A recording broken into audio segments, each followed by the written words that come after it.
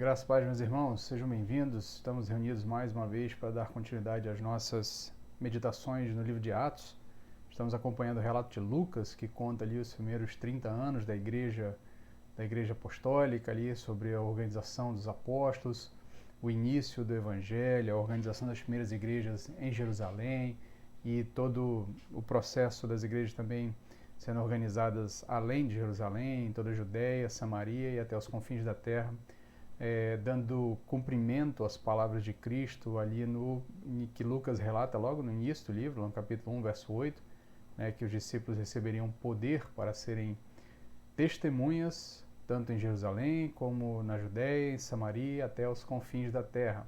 Nós já acompanhamos a primeira viagem do apóstolo Paulo, acompanhamos a segunda viagem do apóstolo Paulo, nós acompanhamos, antes de tudo isso, o advento da conversão do apóstolo Paulo. Ele que era um perseguidor da igreja, passou a ser perseguido por amor de Cristo, passou a ser um discípulo, um vaso escolhido a dedo por Deus para servir de anunciador, como anunciador do evangelho aos gentios, Então, nesse processo, nós vimos a sua primeira viagem apostólica, onde ele planta as primeiras igrejas ali pela Ásia Menor. Depois nós vimos a segunda viagem dele e agora estamos acompanhando a terceira viagem. Hoje nós vamos ver o finalzinho da terceira e última viagem. Depois o apóstolo Paulo ainda vai fazer outras duas viagens, mas já não são viagens missionárias. Ele vai fazer uma viagem para Jerusalém. Nós vamos acompanhar o início da jornada dessa viagem hoje. E depois ele faz uma viagem para Roma, e lá em Roma, segundo o relato histórico, é onde o apóstolo Paulo encontra o seu fim, pelas mãos do imperador Nero, sendo decapitado lá, segundo nos informa a tradição da igreja, a tradição histórica da igreja, escrito pelos pais da igreja, porque o próprio livro de Atos não nos conta o final da história do apóstolo Paulo, nos conta apenas a sua chegada a Roma e ali os seus momentos finais relatados por Lucas. Mas hoje nós vamos caminhar nesse início dessa última viagem do apóstolo Paulo em direção a Jerusalém, que é o final da sua viagem missionária ali pela região da Acaia e da Ásia Menor, ali pela cidade de Corinto e pela cidade de Efésios, especialmente, onde foi o último ponto onde ele esteve na nossa última mensagem. Nós vimos a sua passagem ali por Éfeso e vimos que a sua ação naquela cidade, a ação missionária do apóstolo Paulo, e a igreja que se organizou ali acabou gerando um certo tumulto na cidade, uma confusão ali. Por quê? Porque as pessoas estavam se convertendo e estavam abrindo mão dos seus livros de magia, dos seus livros de ciências ocultas, estavam abandonando a adoração à deusa Ártemis, que era a divindade mais cultuada naquela cidade. E isso gerou um problema econômico, um problema financeiro. Por quê?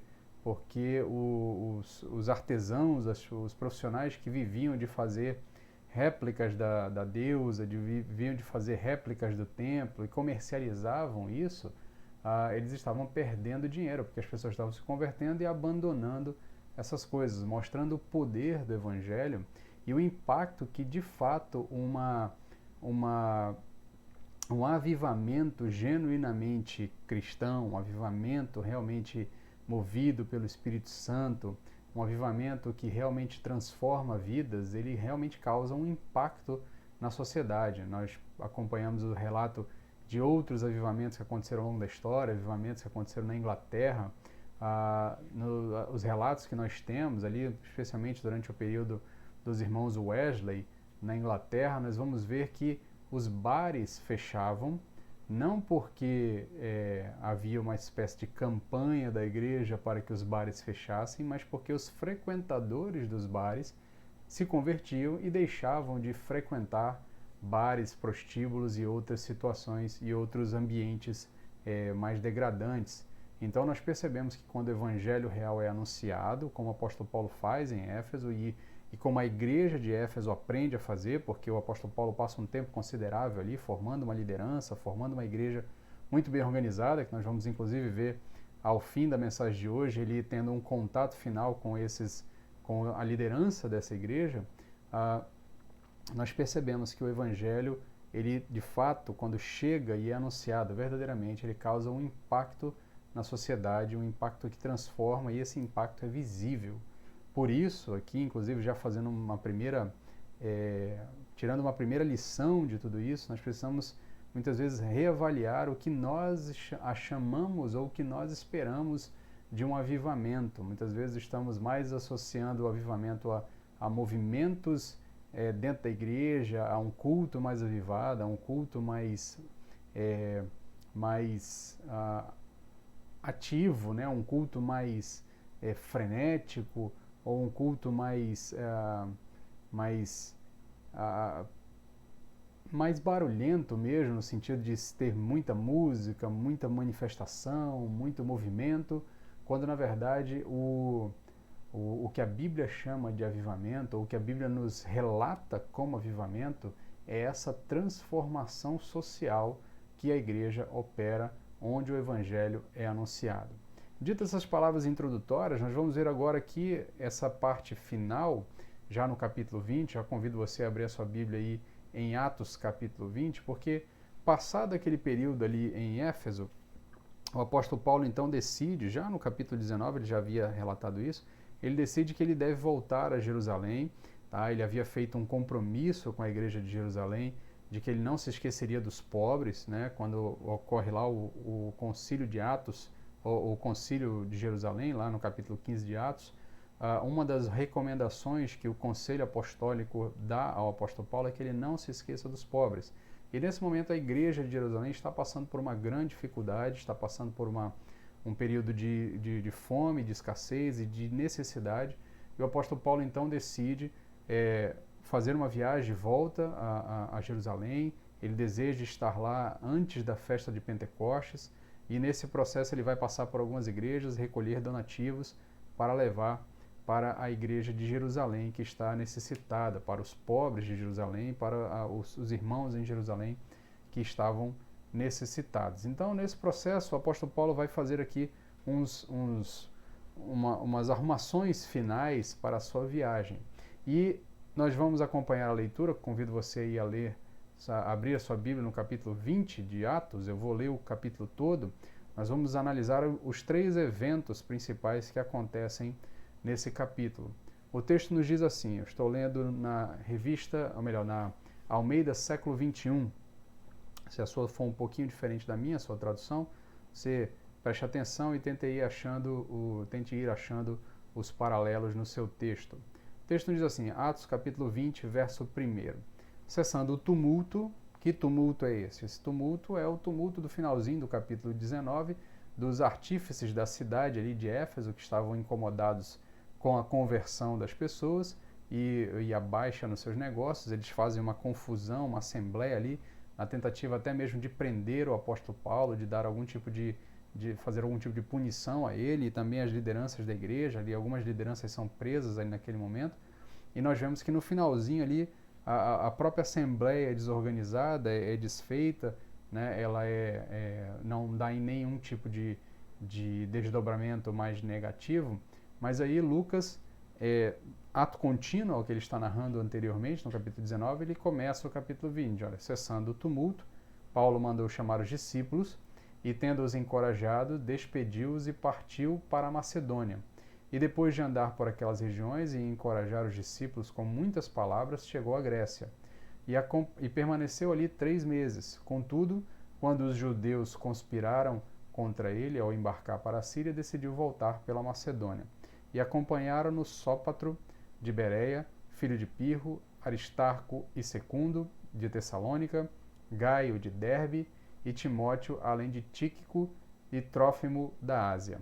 Esses homens, porém, foram à frente e nos esperaram em Troade. Aqui um pequeno parênteses, antes de a gente continuar a leitura, perceba que há basicamente aqui uma equipe missionária formada por um representante de praticamente cada uma das cidades onde o apóstolo Paulo fundou alguma igreja, onde ele teve alguma passagem durante uma das suas viagens missionárias. Nós temos aqui um representante de Bereia, um representante de Tessalônica, um representante de Derbe e um representante ali também da região da Ásia, né, de Filipo ali, da região da Ásia ali também, é interessante perceber como essa equipe apostólica é uma equipe também católica, né? Católica no sentido de universal, né? Não no sentido de católico romano, mas católica no sentido de universal. Você tem representantes de diversas igrejas e diversas organizações de igrejas que foram feitas ao longo das viagens missionárias, e o apóstolo Paulo então reúne todos eles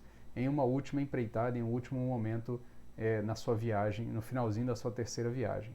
Voltando ao texto então, o texto nos diz: e nós aqui é Lucas, né? Lucas se incluindo nessa narrativa, né? E nós, depois dos dias dos pães sem fermentos, navegamos de Filipos e após 5 dias nos encontramos com eles em Troade, onde nos detivemos por 7 dias. No primeiro dia da semana, reunimos-nos a fim de partir o pão. Paulo, que estava para sair no dia seguinte, falava-lhes tendo prolongado seu discurso até meia-noite. Havia muitas luzes no aposento superior onde estávamos reunidos. Certo jovem chamado Eutico estava sentado numa janela, prolongando Paulo ainda mais o sermão. O jovem adormeceu profundamente e, vencido pelo sono, caiu do terceiro andar. Quando o ergueram, estava morto. Então Paulo desceu, debruçou-se sobre ele e, abraçando-o, disse: não vos perturbeis, pois a vida está nele. Em seguida subiu e, tendo partido e comido o pão, ainda lhes falou muito tempo até o raiar do dia. Então partiu. E levaram-o vivo o jovem e ficaram muito consolados. Nós, porém, tomamos a dianteira e embarcamos, navegamos para Assos, onde devíamos receber Paulo no navio, porque ele havia decidido ir por terra e assim nos ordenara. Tão logo nos alcançou em Assos, nós o recebemos a bordo e fomos para Mitilene. E navegando dali, chegamos no dia seguinte em frente de Quio. No segundo dia cruzamos para Samos. No dia seguinte chegamos a Mileto, porque Paulo havia decidido passar longe de Éfeso para não se demorar na Ásia, pois se apressava para estar em Jerusalém, se possível, no dia de Pentecostes. De Mileto mandou chamar em Éfeso os presbíteros da igreja. Quando chegaram, Paulo disse-lhes: bem sabeis de que modo tenho vivido entre vós o tempo todo, desde o primeiro dia em que entrei na Ásia, servindo ao Senhor com toda a humildade e em lágrimas e provações, as quais me sobrevieram pelas ciladas dos judeus. Não me esquivei de vos anunciar nada que fosse benéfico, ensinando-vos publicamente e de casa em casa, testemunhando tanto a judeus como a gregos o arrependimento para Deus e a fé em nosso Senhor Jesus. Agora, impelido pelo Espírito, vou para Jerusalém, sem saber o que acontecerá ali, senão o que o Espírito Santo me garante, de cidade em cidade, dizendo que prisões e tribulações me esperam.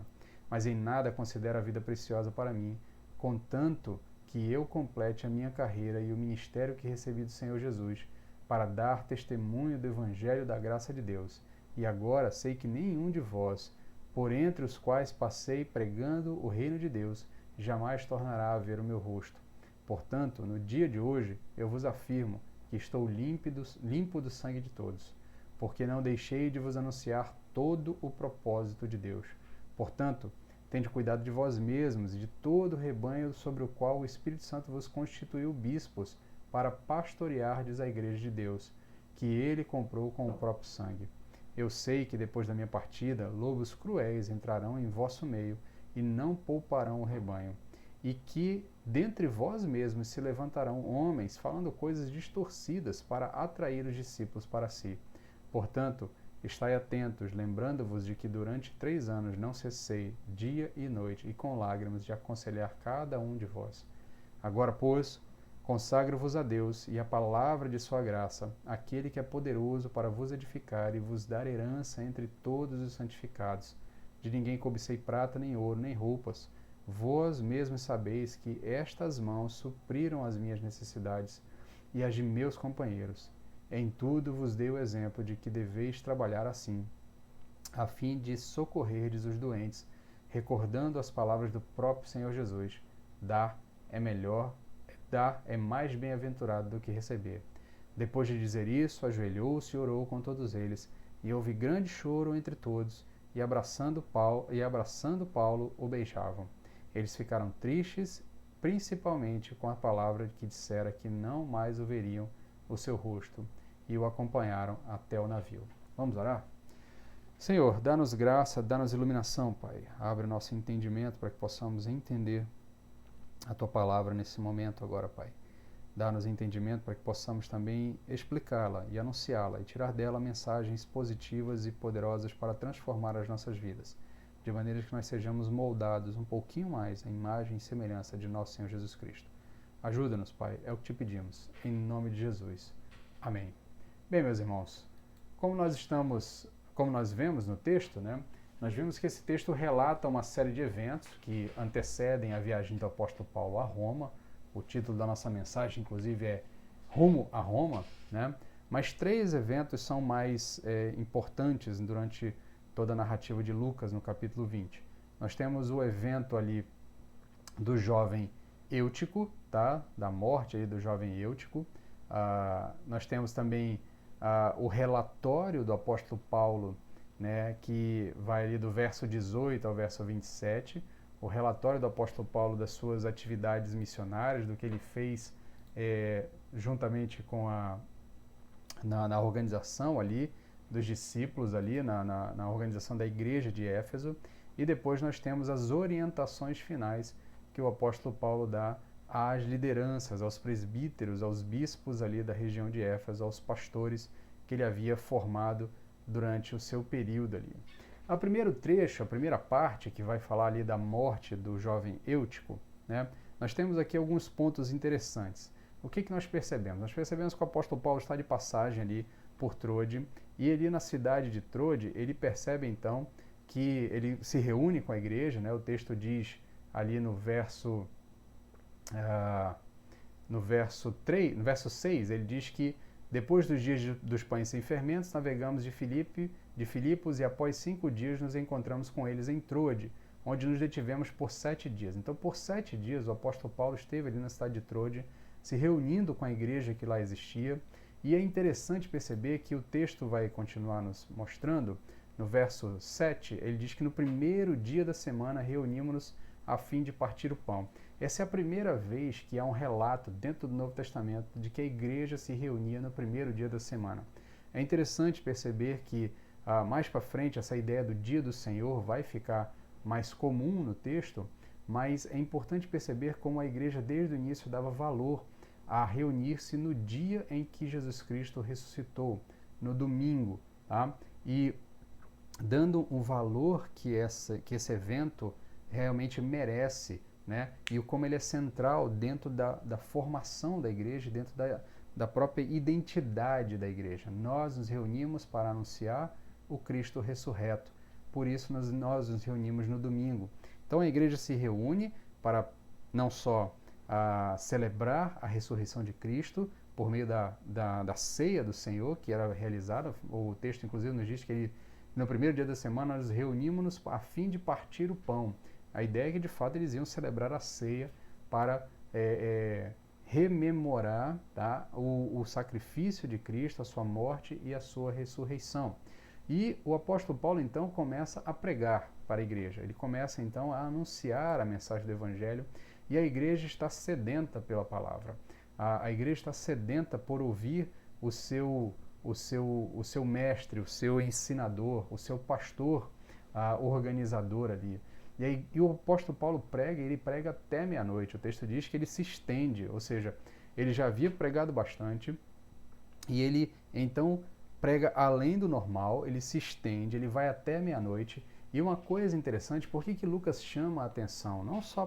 Ele chama a atenção não só pelo fato de que é inusitado uma pregação chegar até meia-noite, mas é porque na nossa mente talvez passe despercebido, mas nesse momento da história, o domingo ainda não é um dia de descanso. Tá? O domingo só se torna um dia universal de descanso muito mais para frente. Isso já é com a influência da igreja na Europa, uma Europa medieval, muito tempo depois. Enquanto isso não aconteceu, o domingo é um dia de trabalho qualquer. O primeiro dia da semana era apenas mais um dia de trabalho comum. Então, muitos desses irmãos estão ali reunidos para ouvir o apóstolo Paulo pregar depois de um longo dia de trabalho. Eles passaram o dia na sua jornada de trabalho, na sua jornada normal de trabalho, e sabendo que o apóstolo Paulo estava junto deles, eles então se reúnem para ouvir o apóstolo pregar, para ouvir o apóstolo anunciar a mensagem de Deus a eles. E o apóstolo se estende, prega além do normal, fala, ele tinha muito para falar para a igreja, obviamente, a igreja também tinha desejo de ouvir muito, e eles estão em um ambiente escuro, o texto diz que é à noite, ou seja, o apóstolo Paulo pregou além da meia-noite, eles estão num lugar iluminado, o texto diz que tem bastante luz, né, no ambiente, mas não se engane, tá? Essas luzes não são luzes elétricas, tá? Não são luzes de picos de iluminação modernos, como nós imaginamos. São luz de lampião, são luz de lâmpadas que funcionavam por meio de um sistema de queima de óleo. Tá? Lembre-se lá da passagem, lá da parábola das 10 virgens, tá? Que não tinham azeite nas suas lâmpadas. Né? Então, era basicamente a luz desses lampiões, a luz dessas lâmpadas movidas a azeite, que aquela igreja estava iluminada, que aquele local estava iluminado. Ou seja, você tem calor, você tem fumaça também, porque o processo é um processo de combustão, e, por óbvio, você tem pessoas cansadas em meio à fumaça, em meio a uma luz que, embora ilumine bem o ambiente, não é uma luz apropriada. Você tem o calor também ali, e nesse ambiente nós temos ali o jovem Eutico. Às vezes as pessoas têm a tendência de olhar para o jovem Eutico e olhar de uma maneira, inclusive, um tanto quanto pejorativa, dizendo: Eutico estava na janela, Eutico estava olhando para o lado de fora, Eutico estava preocupado mais com o que está fora da igreja do que com o que está dentro da igreja. Isso são conjecturas que nós não podemos afirmar a partir do texto. O texto não diz isso. Mas pelo contexto é muito mais fácil nós entendermos que Eutico estava cansado depois de um dia de trabalho, Eutico estava sentado perto da janela talvez para respirar um pouco melhor, mas Eutico, após um longo dia de trabalho e desejoso de ouvir a palavra de Deus por meio do apóstolo Paulo, ele faz o possível para tentar ouvir o apóstolo Paulo. E Lucas enfatiza que Eutico é vencido pelo sono. O cansaço o vence e ele então dorme e adormece profundamente. O problema é que ele está numa janela do terceiro andar de um prédio. Eutico cai no chão, morre, como o texto nos atesta. O Lucas, que é médico, como nós já sabemos, né? A sua formação é médica, ele está lá basicamente para confirmar isso, e ele confirma na sua narrativa, diz ao jovem, quando levantaram ele estava morto, não tinha mais vida nele. E aqui é o ponto interessante desse relato. O ponto interessante desse relato é que o apóstolo Paulo está no meio da pregação, o jovem cai, morre, o apóstolo Paulo para a pregação, volta-se ao rapaz, diz às pessoas: olha, não temam, porque a vida ainda está nele. O jovem volta à vida, o jovem é ressuscitado pelo apóstolo Paulo ali, e o apóstolo Paulo faz o quê? Volta a pregar. Ele sobe, a igreja se organiza de novo, as pessoas se sentam, as pessoas obviamente estão alegres e estão impactadas pela ressurreição do jovem Eutico, mas há algo mais importante acontecendo ali. A verdade suprema que traz vida eterna está sendo anunciada. O culto continua, o anúncio da mensagem continua. O apóstolo Paulo não interrompe a pregação e não deixa a pregação para lá após esse grande evento, após esse evento sem igual. Ao longo de todo o texto bíblico, nós temos pouquíssimas narrativas de pessoas que foram ressuscitadas. Tá? Se você pode contar nos dedos da mão, tá? Quantas pessoas foram ressuscitadas ao longo de todo o texto bíblico. No Novo Testamento nós temos relatos mais esporádicos ainda. Isso sem contar todos os que ressuscitaram no dia da morte do nosso Senhor Jesus Cristo. Mas os relatos são esporádicos, é de uma pessoa ali. Então, e óbvio, se naquele tempo era extraordinário ver alguém ressurreto, como também é nos nossos dias, naquele tempo não era diferente. As pessoas de fato ficaram assustadas. Um médico atestou: está morto, tá? Esse rapaz está morto. E as pessoas, obviamente, ficaram encantadas e impactadas com o ato da ressurreição. Mas perceba que o relato de Lucas diz que a igreja volta a ouvir o apóstolo Paulo. Por quê? Porque o anúncio do evangelho é a coisa mais importante do mundo. Ouvir Deus falar conosco é a coisa mais espetacular que nós podemos imaginar. Mais espetacular do que ver uma pessoa ressuscitar. Mais espetacular do que ver um jovem cair do terceiro andar, morrer e ser ressuscitado. Mais espetacular do que isso é ouvir a mensagem do evangelho. Não há distrações que possam nos tirar a atenção da mensagem do evangelho. O evangelho é mais impactante. O evangelho traz vida e vida eterna, e não só uma vida perene, uma vida momentânea. Ele traz vida eterna. Por isso, nós precisamos resgatar o valor, tá, da mensagem, o valor de prestar atenção à mensagem, o valor de sentar-se e ouvir a mensagem de Deus, porque é Deus falando conosco. Quantas vezes nós deixamos de apreciar o anúncio da palavra de vida eterna por questões bem menos importantes? Eles tinham ali um evento sem igual, alguém havia ressuscitado, alguém que estava morto, passou por uma situação trágica ali, a pessoa estava morta e ressuscitou, mas nem por isso a igreja para de ouvir a mensagem. E nem por isso o pregador para de pregar a mensagem. Ele continua pregando a mensagem. E o texto termina ali, esse trecho, dizendo que o apóstolo Paulo pregou até o amanhecer. Pelo menos mais 6 horas de pregação, 6 horas de culto. Muitas vezes nós nos queixamos de um culto de 1 hora e meia, uma pregação de 45 minutos, de 1 hora, de 55 minutos. Nós já estamos achando aquilo cansativo. Prestem atenção, essas pessoas estão reunidas muito provavelmente desde as 6 horas da tarde. O apóstolo Paulo pregou até meia-noite, um jovem ressuscitado, e depois o apóstolo Paulo continua pregando até as 6 da manhã. E aquelas pessoas saem de lá consoladas, elas saem de lá animadas, elas saem de lá impactadas pela mensagem do Evangelho, porque a mensagem do Evangelho é mais importante do que qualquer outra coisa. A maioria daquelas pessoas, depois de ouvir o apóstolo Paulo pregar a noite inteira, logo pela primeira hora do dia, voltaram aos seus afazeres de trabalho normal. Eles não se queixaram, não há relato de queixa. A maioria delas voltou a trabalhar normalmente no dia seguinte.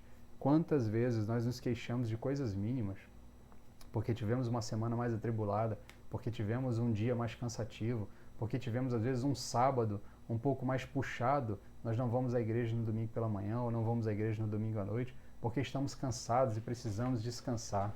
Preste atenção no nível de valorização que essa igreja de Troade dá à mensagem do Evangelho, que dá a mensagem do que está sendo pregado naquele momento. A mensagem do Evangelho é a coisa mais importante que nós temos acesso. É Deus falando conosco. Não é à toa que o apóstolo Paulo prega até o amanhecer. Fechada essa primeira parte, nós vamos para a segunda parte. A segunda parte é o relatório do apóstolo Paulo. O que acontece? O apóstolo Paulo dá continuidade à sua viagem, então ele na rota ele poderia passar por Éfeso, mas ele decide não passar por Éfeso, talvez por causa das confusões que aconteceram ali no finalzinho da sua permanência em Éfeso, mas talvez também porque ele passa muito tempo em Éfeso, ele passou 3 anos ensinando em Éfeso ali, e talvez ele tenha pensado que, aqui é mera conjectura minha e de alguns outros comentaristas, talvez ele tenha pensado que se ele fosse a Éfeso, pela quantidade de pessoas que passaram com eles ali, pela quantidade de famílias que ele teve contato, a igreja de Éfeso é uma igreja que cresce, e cresce abundantemente ali por conta da mensagem do Evangelho. Talvez ele tenha pensado, olha, se eu for lá, eu não vou conseguir sair a tempo de chegar em Jerusalém durante a festa de Pentecostes. Então, para evitar esse problema, para evitar esse atraso, porque ele desejava chegar em Jerusalém até o dia de Pentecostes, ele faz uma outra rota e chegando então a uma outra cidade, a um outro porto, ele pede para chamar os presbíteros de Éfeso. Ele pede para chamar os bispos e os presbíteros de Éfeso. Aqui apenas um parêntese rápido para que você entenda a expressão. Às vezes a gente está acostumado com expressões como bispo, presbítero e pastores, como se fosse uma espécie de escala, né? A pessoa é pastor, depois é presbítero, depois é bispo, tá? Ao longo do Novo Testamento, essas três expressões elas são correlatas, tá? Pastores, bispos e presbíteros normalmente estão associados à mesma função. Tanto fica claro que mais para frente aqui no texto nós vamos ver que o apóstolo Paulo diz aos presbíteros de Éfeso, aos bispos de Éfeso, ele chama de bispos nesse momento, que eles foram constituídos pelo Espírito Santo como bispos sobre o rebanho para pastorear o rebanho. Tá? Embora a palavra bispo, episcopo, signifique supervisor, tá?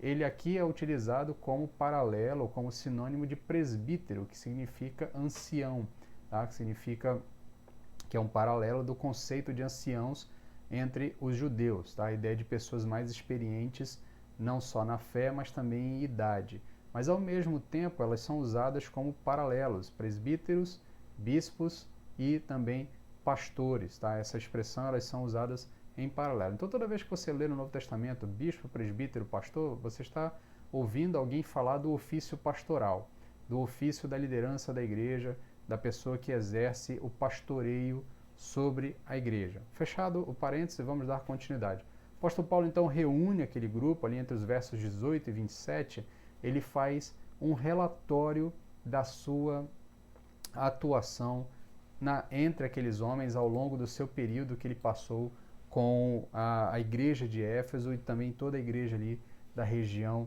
da Ásia. Tá? E ele relata dois pontos principais.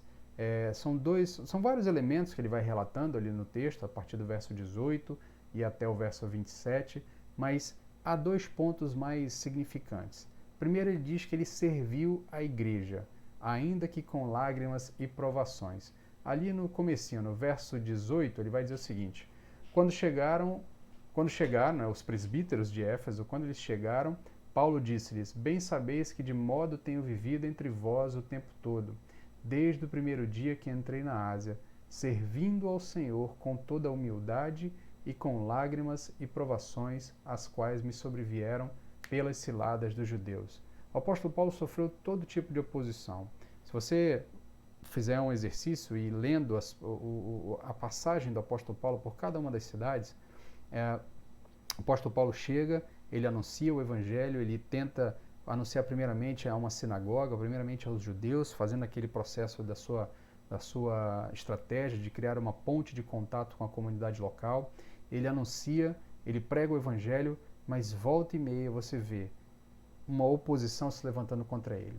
Uma oposição seja física ali diante dele, oposições espirituais também, nós vemos relatos de demônios, de possessões demoníacas acontecendo, tentando atrapalhar o trabalho do apóstolo Paulo. Ele sofre todo tipo de oposição. Um exemplo bem claro é quando ele chega em Tessalônica, ele prega em Tessalônica, ele então tem problemas porque judeus se levantam contra ele lá, ele sai de lá quase que expulso da cidade, vai para Bereia. Quando ele chega em Bereia, ele anuncia o evangelho em Bereia, e em Bereia as pessoas começam então a ouvir e ter ali um contato com o apóstolo Paulo e com o evangelho, e aparentemente a igreja de Bereia começa a se organizar ali, as pessoas começam a dar sinais de que estão entendendo o evangelho.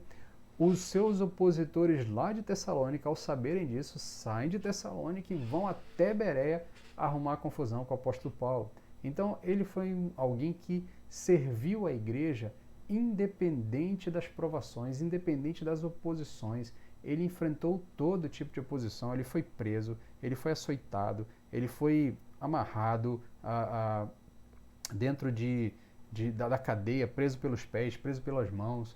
Ele foi alguém que foi humilhado em praça pública. Também um dos relatos das suas passagens, ele é preso injustamente, ainda que como um cidadão romano, tendo direitos segundo a lei romana, que são ignorados naquele momento. Ele é humilhado em praça pública, mas nada disso impediu que aquele homem continuasse anunciando o evangelho, continuasse servindo a igreja, porque servir a igreja se exige do pregador, exige do missionário, exige do pastor, exige do próprio cristão abnegação, exige ensino contínuo da palavra, exige um compromisso com o anúncio do evangelho sem distinção de pessoas. Não é à toa que no relato dele ele vai dizer que ele pregou a todos, judeus e gregos, e de casa em casa ele foi ensinando, e também de maneira pública ele vai ensinando.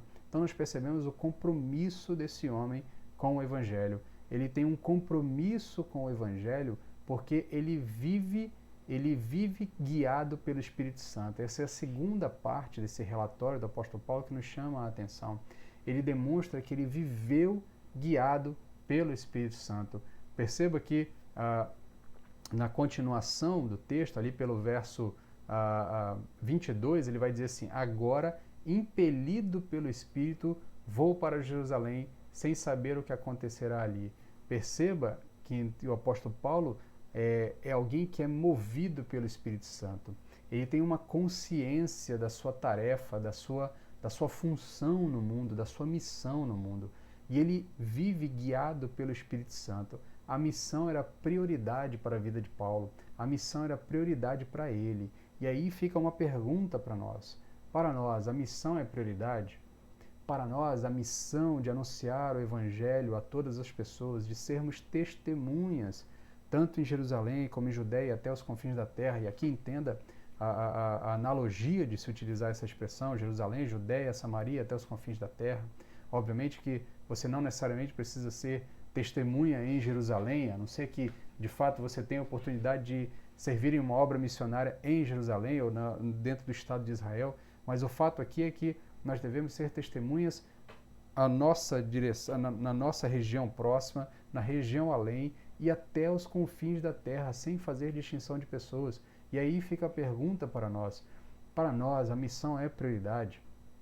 Se nós analisarmos o relato do apóstolo Paulo, aqui entre os versos 18 e o verso 27, será que nós, muitas vezes, não estamos deixando de dar continuidade à missão por coisas muito menores?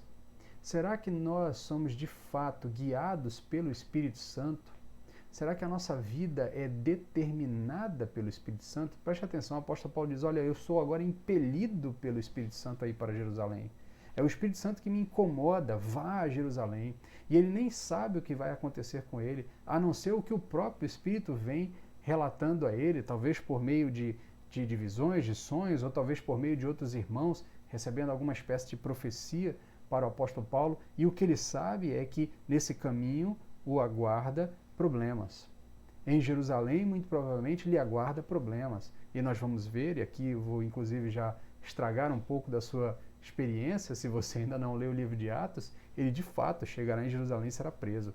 Preso, depois da sua prisão, é um processo longo essa prisão, ele então vai culminar continuando preso, ele vai culminar indo até Roma, e lá em Roma ele vai morrer por amor ao Evangelho, porque ele havia um compromisso dele com a missão do Evangelho, de anunciar o Evangelho a todas as pessoas.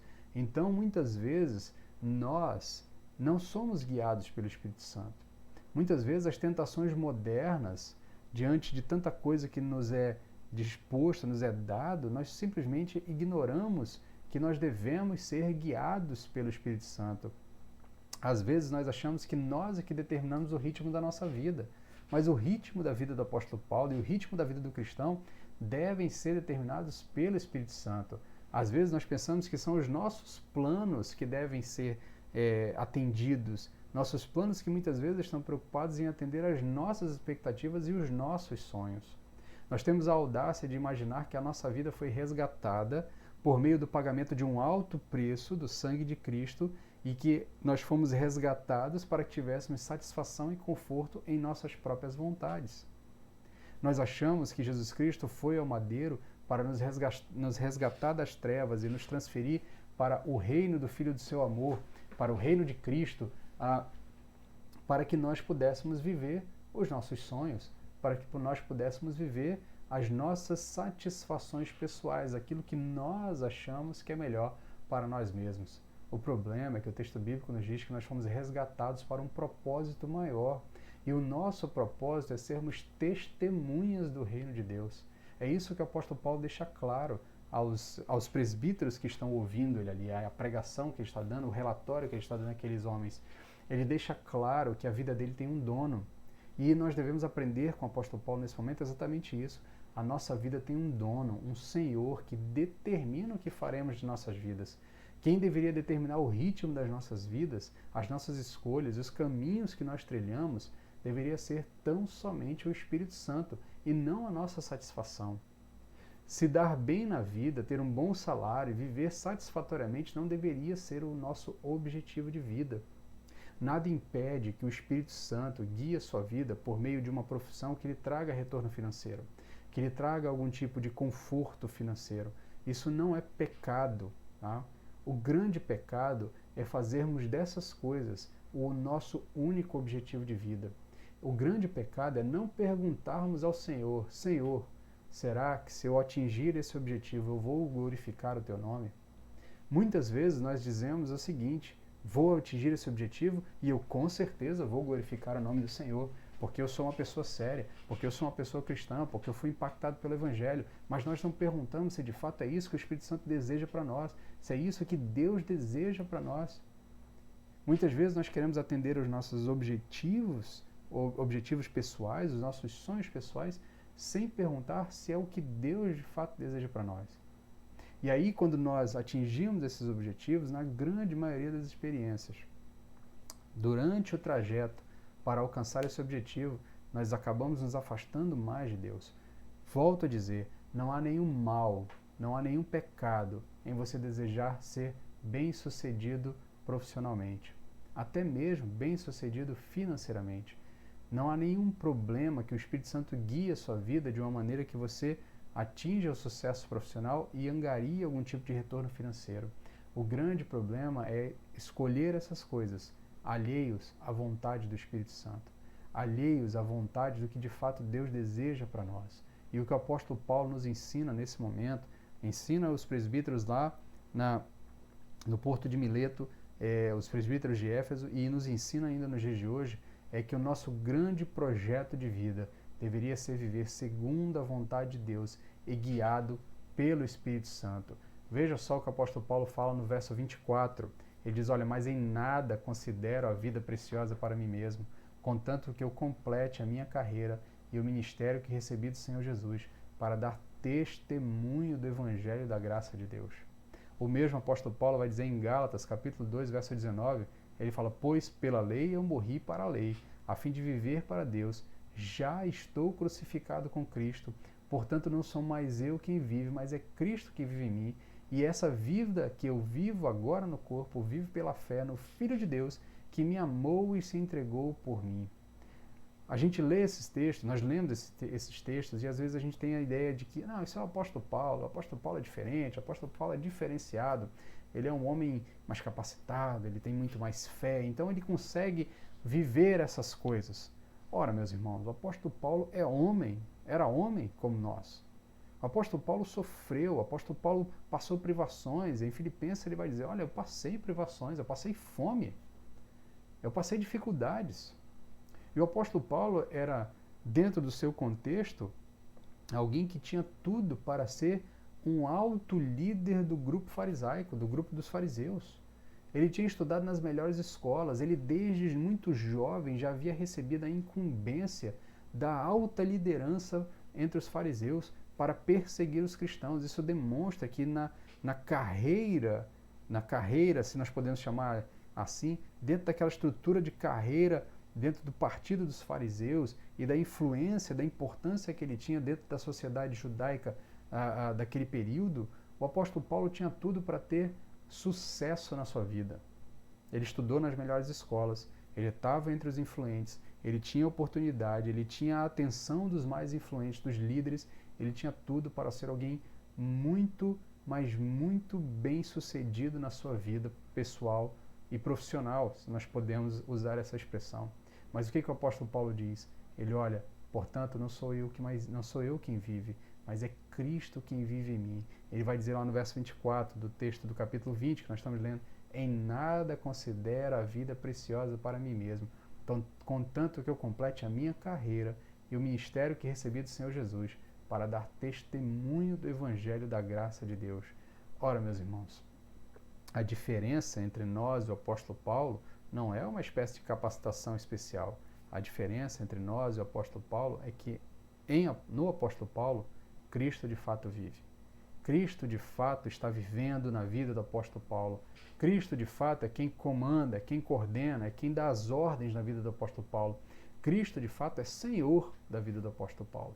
Essa é a grande diferença entre nós e o apóstolo Paulo, entre a grande maioria da igreja moderna e o exemplo do apóstolo Paulo. Quando Cristo vive no fiel, o cristão toma decisões que de outra forma não tomaria. Ele tem padrões e valores que de outra forma não teria. Ele tem objetivos que de outra forma ele não teria. Por isso, o mesmo apóstolo Paulo, lá em Filipenses, capítulo 1, verso 21, vai dizer: pois para mim o viver é Cristo e o morrer é lucro. Não é que o apóstolo Paulo não valorizava a vida. Não é que o apóstolo Paulo não dava valor à vida que tinha. Não é que o apóstolo Paulo era uma pessoa depressiva a ponto de olhar para a sua vida e dizer que a sua vida não tinha valor nenhum. É que o apóstolo Paulo entendia que essa vida não se compara ao que Deus tem preparado para nós. O apóstolo Paulo entendia que a sua vida futura era infinitamente melhor do que esse tempo presente. Quando nós estivermos na vida futura, nós vamos olhar para o passado, lembrar desse tempo presente, e isso vai nos parecer um sonho distante, um sonho que tinha muito pouco a nos apresentar sobre o que de fato é vida. Vida, a vida real, a vida de verdade, a vida que nós devemos viver e que de fato nos trará satisfação eterna, está em novos céus e nova terra. Por isso, o cristão ele não tem uma percepção abstrata da vida futura. Ele não tem uma opção abstrata da vida futura e uma percepção concreta da vida presente. O cristão olha para a vida futura, deve olhar para a vida futura e ter uma percepção concreta. Nós que cremos na ressurreição, nós temos uma percepção concreta da vida futura. Novos céus e nova terra não são uma mera expectativa, eles são uma realidade concreta. A eternidade é muito mais real do que o que nós temos aqui. A eternidade é muito mais valorosa, é muito mais importante do que o que nós temos aqui. Então, meu querido, se você não atingiu os seus objetivos de vida nesse tempo presente, não se entristeça. Porque esses objetivos da sua vida presente não se comparam às glórias que Deus tem preparado para o seu povo no porvir. Mas enquanto nós estamos aqui, nós temos uma missão. Enquanto nós estamos aqui, nós temos uma tarefa: a anunciar todo o propósito de Deus para todas as pessoas. É o que o apóstolo Paulo diz lá no verso 27, diz: olha, porque não deixei de vos anunciar todo o propósito de Deus.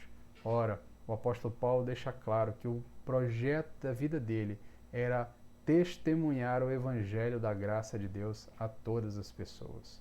Com isso, nós encerramos essa segunda parte, esse segundo relatório do apóstolo Paulo, e emendado praticamente, nós entramos na terceira parte, que é quando o apóstolo Paulo, depois de prestar esse relatório aos seus presbíteros ali, ao corpo presbiteral, aos líderes, aos pastores ali das igrejas da região de Éfeso, ele então agora começa a dar orientação a esses homens. Ele passa a dar uma orientação a essa nova liderança que fica, a esse novo grupo de pastores que permanece e que darão continuidade ao trabalho que o apóstolo Paulo iniciou.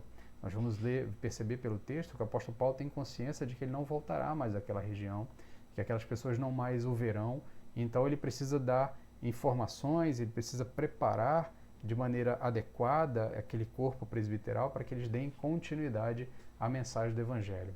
E a primeira coisa que ele diz no verso 28 é o seguinte: portanto, tende cuidado de vós mesmos e de todo o rebanho sobre o qual o Espírito Santo vos constituiu bispos para pastoreardes a igreja de Deus que ele comprou com o próprio sangue.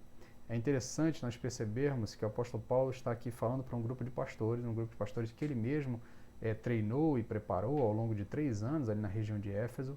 Nós vimos isso no capítulo anterior, que ele junta os discípulos ali na escola de Tirano e passa 3 anos ensinando eles, preparando eles, dando ensino a aqueles homens e organizando a liderança daquela igreja. E nós percebemos o valor que ele dá à função pastoral, a essa tarefa, a essa incumbência que é o exercício do chamado pastoral. Ele deixa claro que eles foram chamados para pastorear o rebanho que não é deles, o rebanho que é do Espírito Santo. Eles receberam essa incumbência do próprio Espírito Santo. E é lamentável que nos nossos dias os pastores tenham deixado de fazer o que deveriam fazer. Eles passaram a assumir para si funções que não são bíblicas. Eles passaram, então, a ambicionar o estrelato, riqueza, fama, notoriedade, passaram muitas vezes a ser tratados como gestores, né? Gestores como CEOs de uma grande empresa da fé, passaram a ser gurus, terapeutas, motivadores pessoais, estimuladores de plateias. Muitas vezes eles trocaram a mensagem do evangelho real, que converte corações, por mensagens que apenas acalentam corações já endurecidos e reforçam o narcisismo natural de todo ser humano. O texto que nós estamos lendo, o apóstolo Paulo deixa claro para nós que há apenas duas funções para o pastor. A função do pastor é alimentar e proteger. A função primordial do pastor é alimentar e proteger. Alimentar com a verdade e proteger da mentira. E ele alimenta o rebanho com a verdade. Alimentar o rebanho com a verdade exige que o pastor esteja na verdade, que ele mantenha-se fiel à verdade. Por isso o apóstolo Paulo começa dizendo: tenham cuidado de vós, tende cuidado de vós.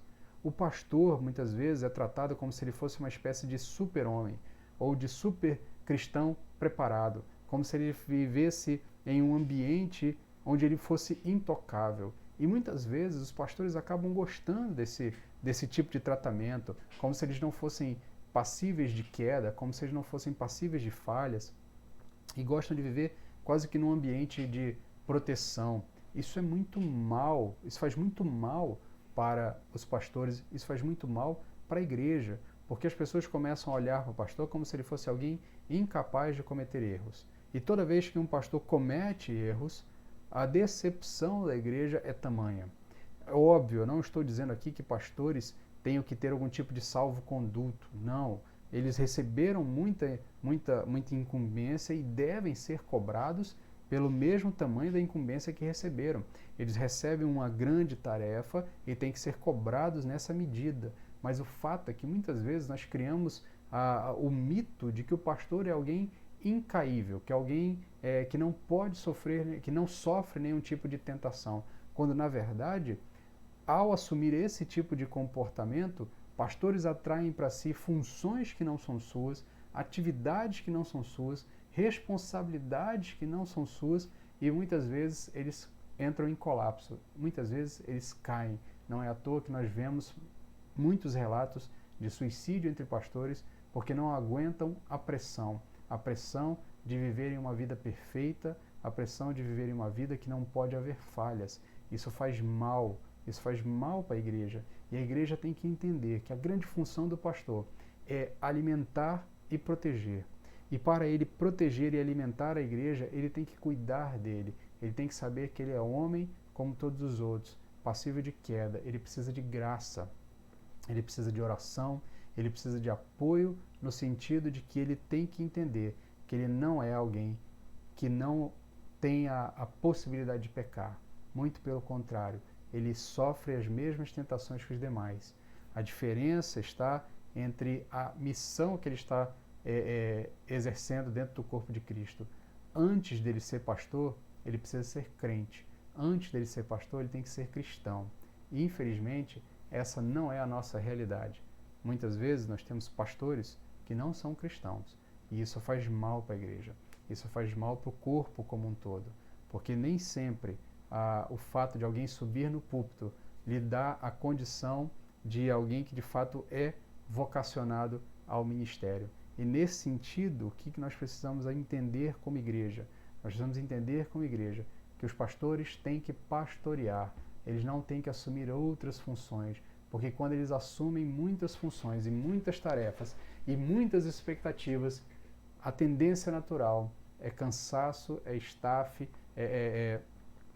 cansaço, se sobrecarregar, e volta e meia nós vamos ter a notícia de que algum deles não aguentou e desistiu da própria vida. Então o pastor precisa de graça, ele precisa de graça para poder alimentar a igreja e proteger a igreja da mentira.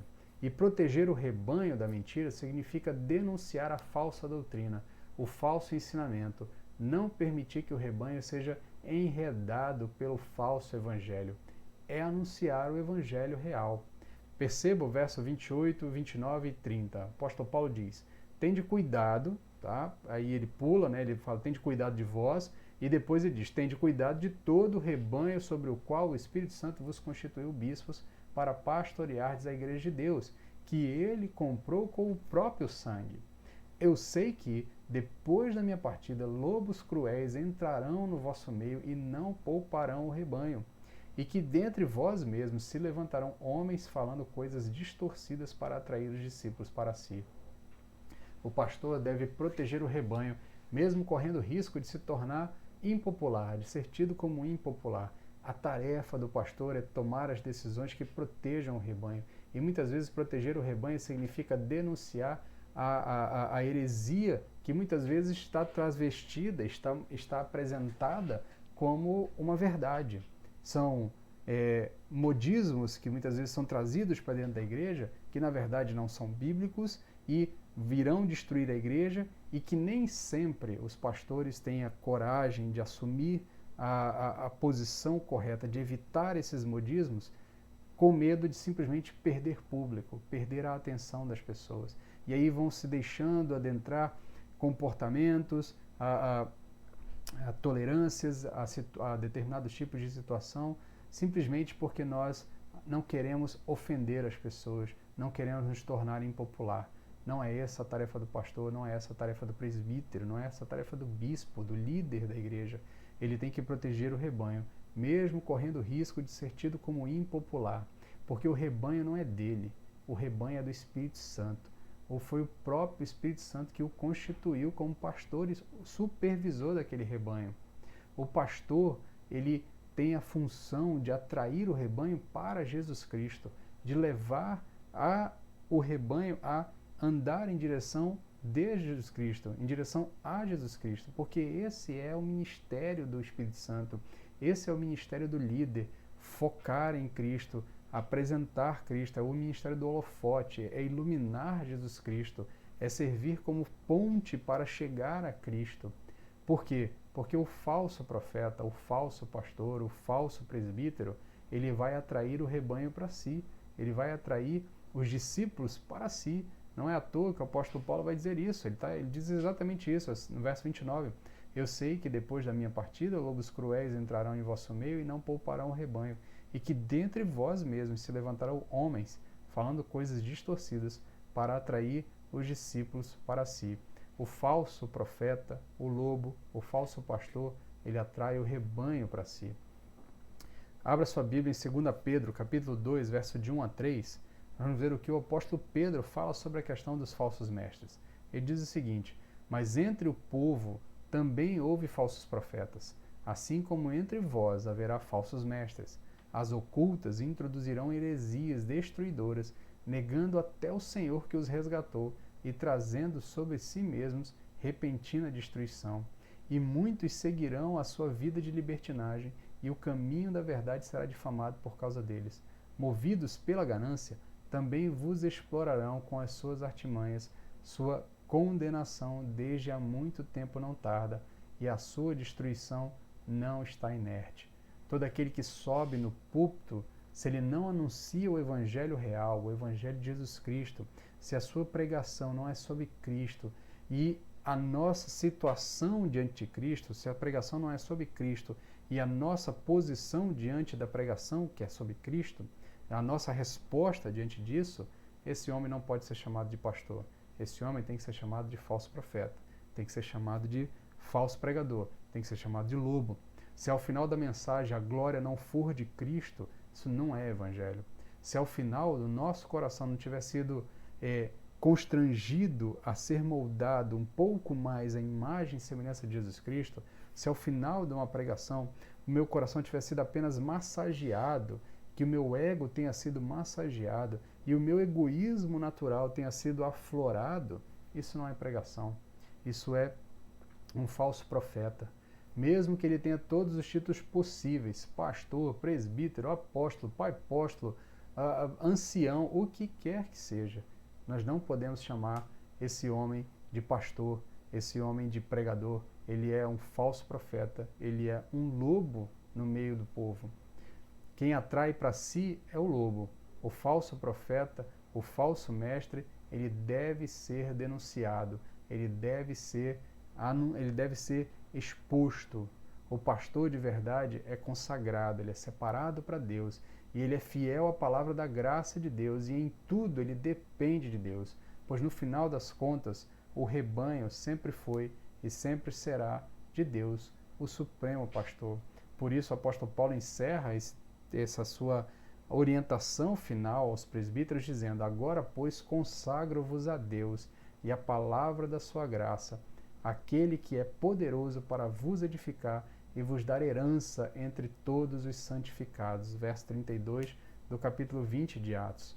O pastor de verdade, ele compreende que ele depende de Cristo em tudo, ele depende de Deus em tudo, e ele depende inclusive de Deus para poder pregar aquilo que de fato o povo precisa ouvir.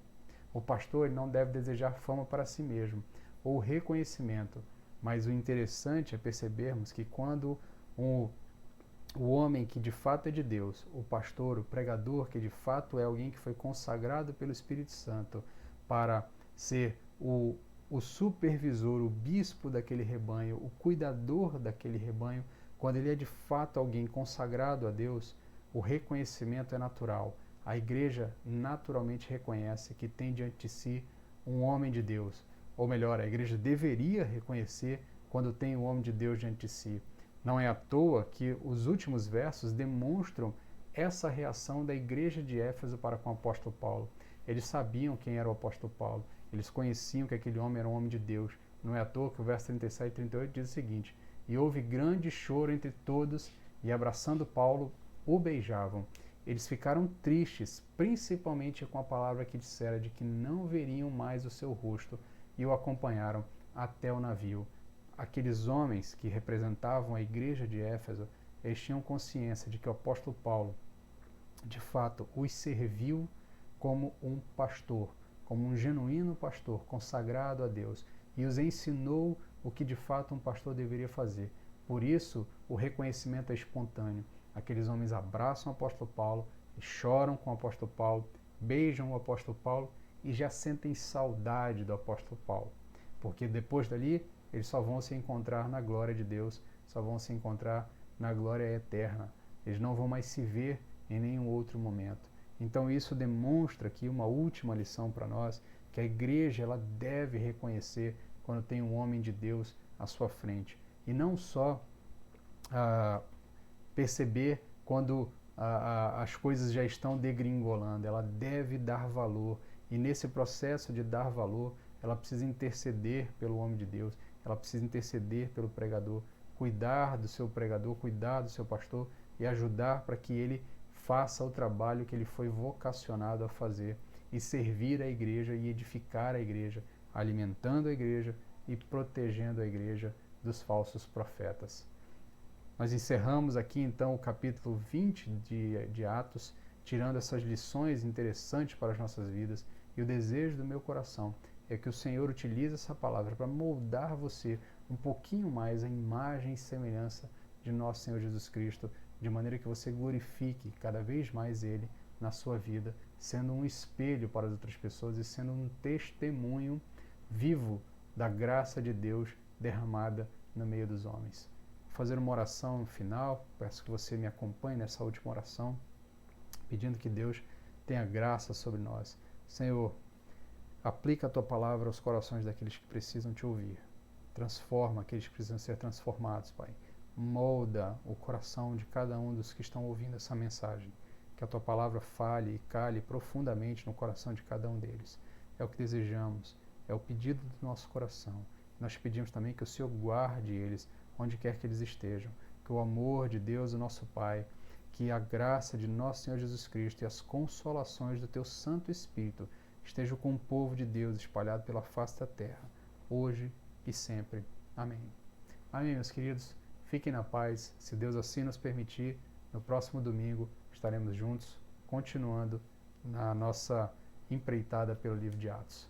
Fique na paz, é o desejo do meu coração e até a próxima.